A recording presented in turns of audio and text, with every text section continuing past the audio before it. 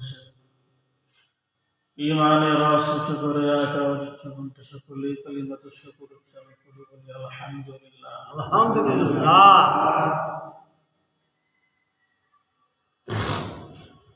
মানুষ দিন শিখবে, দিন অনুযায়ী চলবে এবং দিন অনুযায়ী আমল করবে। এটা মানুষের জীবনে সবচেয়ে বড় কামাই, সবচেয়ে বড় কামাই। দিন শিখলো, এলেম শিখলো, এলেম শিখিয়া সে অনুযায়ী আমল করলো, এর চাইতে বড় কামাই আর আসমানের নিচে জমিন উপর আর হইতে পারে। মানুষ তো এখন কামাই দেখে নিজের পেটের দামদার কামাই করে। গাড়িটা নিয়ে বেরোলেই তো 500-1000 টাকা কামাই করা যায়। অমুক জায়গায় কাজ করলে তো 1000, 1500, 2000, 200 হইলেও দূরে মেরে যাও, 50 টাকা হোক তাও দূরে মেরে যাও। দুনিয়ার কামাইটা বড় কামাই মনে কর। অমুক জায়গায় বৃষ্টি দিতেছে, দৌড়, তবরক দিবে, দৌড়। পেটে চিন্তা করে নিজের দুনিয়াতে কেমনে কে কার আগে আগে বাইরা যাবে, অর্থের দিক দিয়া, খানার লাইনে, হার লাইনে, খালি দুনিয়ার দিকে মানুষ ওই জিনিসটা নিয়ে ব্যস্ত। কালচার শুধু জিনিসটা নিয়ে, যে দোকানে বসে দোকান নিয়ে তার কালচার। এই দৌড়াদৌড়ি, বাজারে যাও, বাজার নিয়েও, আবার দোকানদারি করো। যে একটা অটো মালিক, অটো নিয়ে ব্যস্ত, দৌড়াদৌড়ি আছে। যে গাড়ির মালিক, সে গাড়ি নিয়ে দৌড়াদৌড়ির ভিতরে আছে, ওইটা নিয়ে সে ব্যস্ত। দেখেন দুনিয়ার হাল চাল তাকায়, দেখেন কি অবস্থা, দুনিয়ার কি চলছে। সব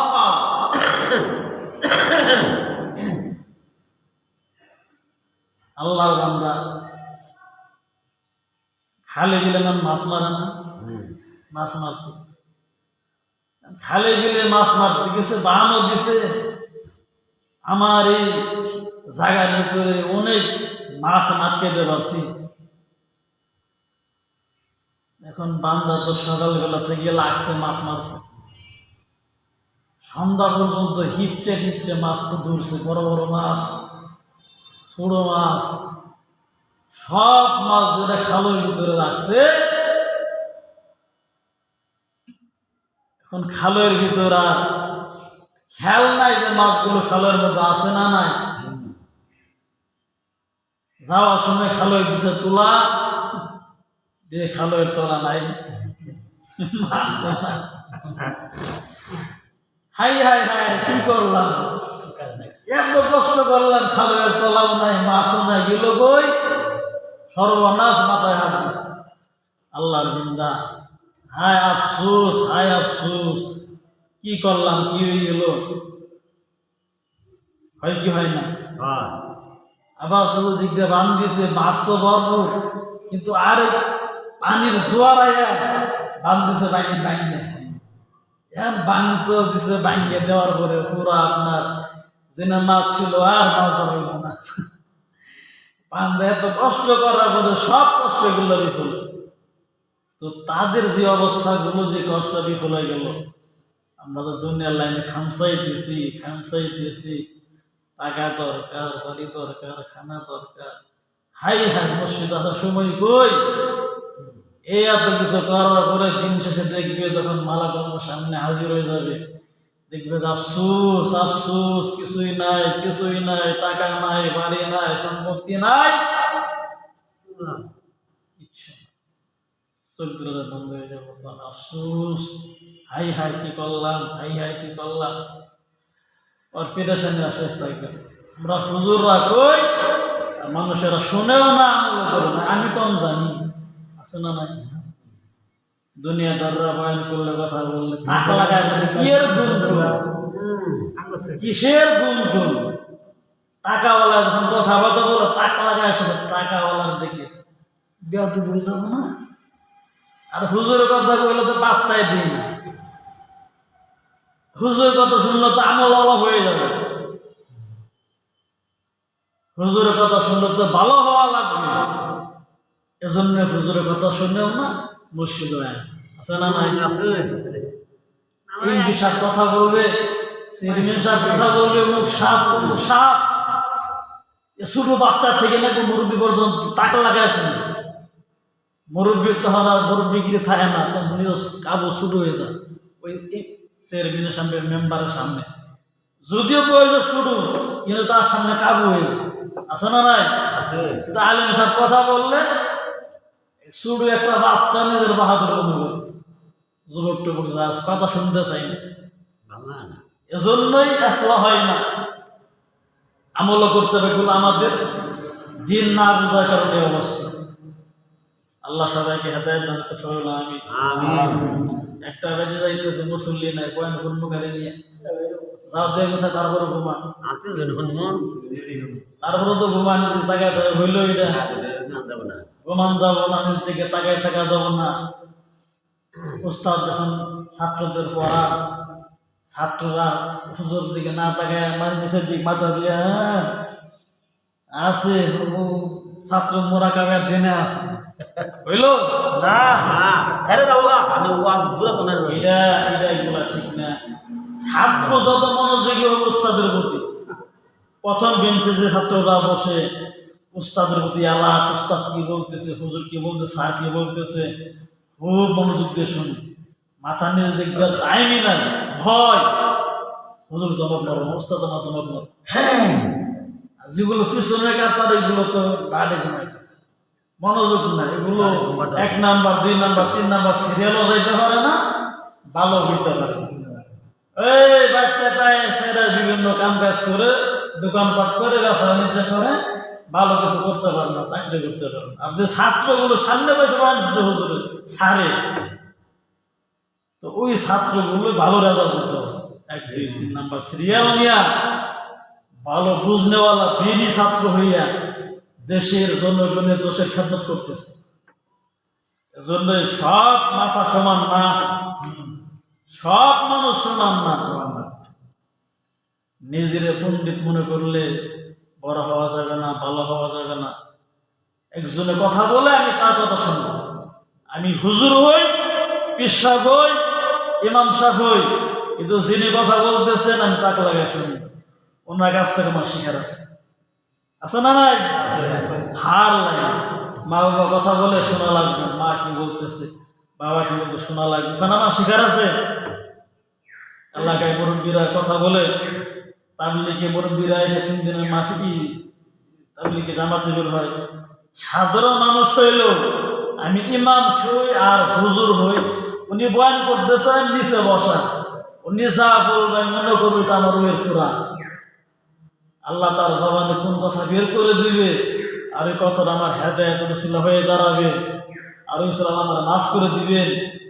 এটা হবে আমার ইসলামের জন্য একটা সবক, একটা নিয়ম কানুন আমার শোনা লাগবে। আমি তো হুজুর হয়ে গেছি, ওই যে তাবলিগায় সে তো কিছু জানেও না, শিক্ষিতও না, মূর্খ মানুষ, এত মুরব্বী মানুষ, ছোট মানুষ, কি আর কি বয়ান করবো, আর কি বোঝাবান করে, আছে না নাই? এমন মনে করলে নিজের ভিতরে একটা অহংকার ভাব চলে আসলো, বড় বড় ভাব চলে আসলো। মোটেও করা কারো জন্য ঠিক হবে না। যাত্রাবাড়ির শাইখেরা দেখলাম, হুজুর যখন মসজিদে আসতেন, মসজিদে যখন বয়ান করতেন, হুজুররা মাদ্রাসার স্টাফ হুজুর, একটা শুধু হুজুর তো অনেকে ডাকে, শুধু হুজুর বয়ান করতেন। যাত্রাবাড়ির শাইখ সুন্দর করে ওই পিছনে আসতো তো রুম থেকে, বারিন্দায় হুজুর এসে বইসা, এই কেউ যে না উঠে, হুজুর আসতেছে, উঠলে আদর শৃঙ্খলা নষ্ট হয়ে যাবে। হুজুর এখানে বই সুন্দর করে বয়ান শুনত, তাকায় থাকে, মোরাকাবা দিত না, নিচের দিকে তাকায় হুজুর বয়ান শুনতো।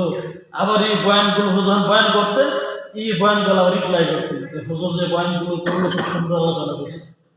এই বয়ানগুলো যখন আমরা চর্চা করি, তখন এগুলো আমাদের আমলের ভিতরে আল্লাহ মাথা তৈরি করে ফেলে। আমরা তো বয়ান শুই না গেলাম, গত জমায় কি আলোচনা করছে কেউ বলতে পারবে না। এই বয়ানগুলোকে কালচার করে না, কোনো কালচার করতে হবে। আমরা একটা সবক, একটা পরাজয় কালচার করি, মোতলা করি, বারবার ওটা করি, একটা বয়ান আপনি শুনলেন, এটা কালচার করবেন। বয়ান শেষ হওয়ার পরে বয়ান করতেছে, আপনি কালচার করবেন, এখানে ভাববেন, চিন্তা করবেন, তাহলে আপনার এই বয়ানের ফলাফল ভালোবাসবে, আপনার মেমোরির মতো ঢুকাই রাখবেন।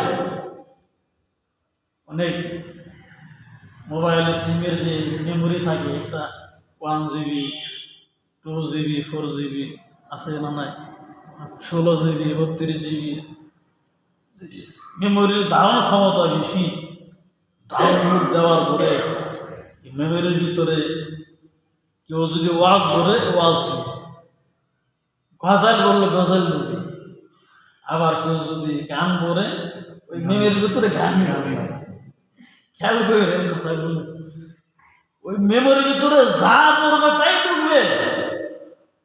বেহায়া নারীদের অশ্লীল ছবি ঢুকাইলে ওখানে এই মেমোরির মধ্যে এটাই থাকে।